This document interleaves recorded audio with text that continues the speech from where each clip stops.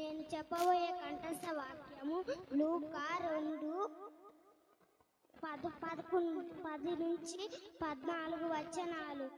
అయితే ఆ దూత భయపడుకురి, ఇదిగో ప్రజలందరికీ కలుగబోవు మహా సంతోషకరమైన సువార్తమానం నేను మీకు తెలియజేయుచున్నాను. దావీదు పట్టణమందు నేడు రక్షకుడు మీ కొరకు పుట్టియున్నాడు. ఈయనే ప్రభువైన క్రీస్తు.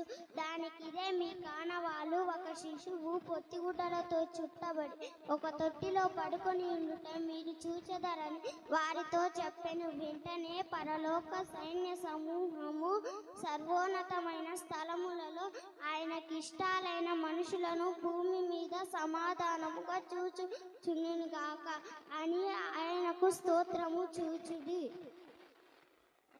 మత్తయి 2:5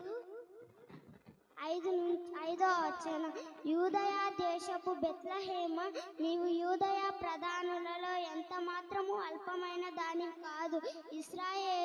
ఇశ్రాయేలు ప్రజలు పరిపాలించు ఇశ్రాయేలు ప్రజల మీద సమాధానం కలుగును గాక అని ప్రవక్త ద్వారా చెప్పుచున్నాడు. సండే స్కూల్ పిల్లలందరిని బట్టి